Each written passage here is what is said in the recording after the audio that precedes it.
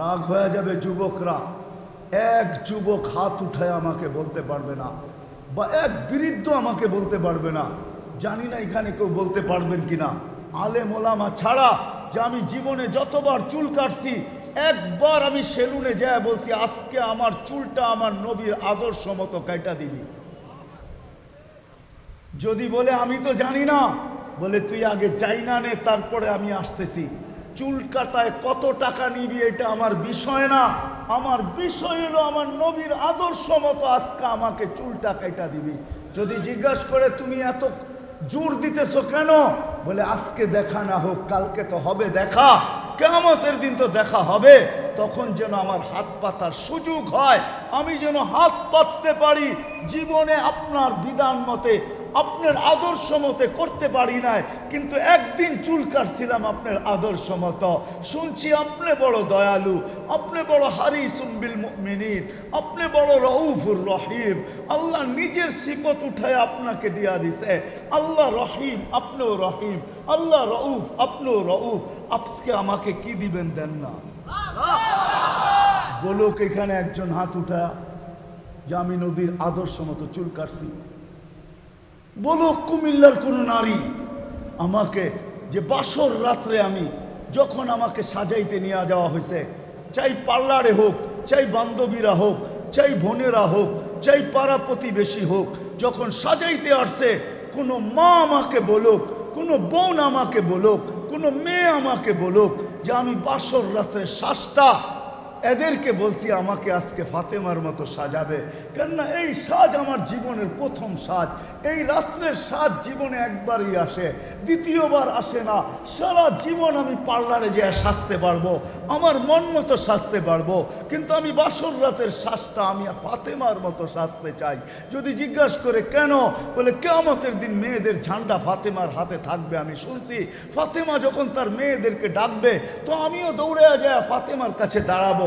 ফাতেমা যদি বলে তুমি আমার কাছে আসলে তো আসলে কি কইরা, তখন যেন আমি বুক খুলা বুক ফুলায় বলতে পারি আপনার অনুসরণ অনুকরণ তো করতে পারি নাই, কিন্তু বাসর রাত্রের শ্বাসটা আপনার মতো ছিল, বিদায় আমিও আপনার জান্নার নিচে আজকে জান্নাতে যেতে চাই।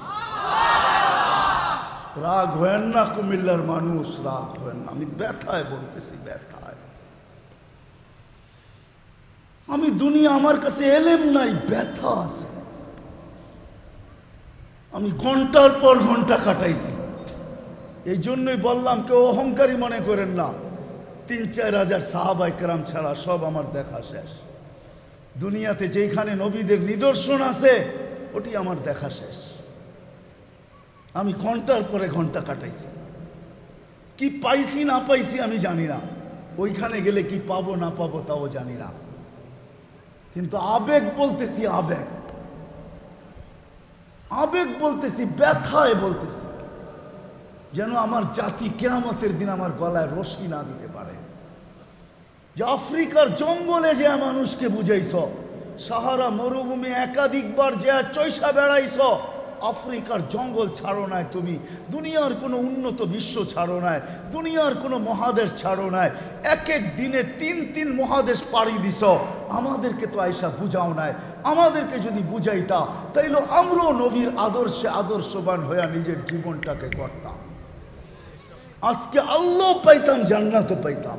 তুমি তো আমাদেরকে দয়া দিয়া বুঝাও নাই, মায়া দিয়া বুঝাও নাই। যদিও আমার কাছে শুন নাই, আমার কাছে ব্যথা আছে, ব্যথা, এইখানে ব্যথা আছে।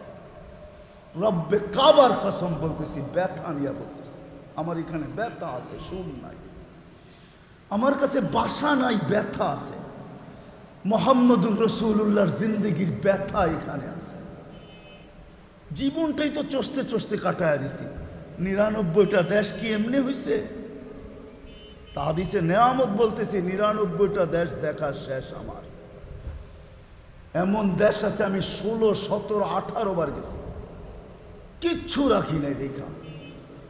ওই ব্যথায় বলতেছি, আল্লাহর ইহসান, আল্লাহ জীবন করার জন্য মুহাম্মদুর রাসূলুল্লাহ সাল্লাল্লাহু আলাইহি ওয়াসাল্লামকে আদর্শ বানায় পাঠায় দিয়েছে।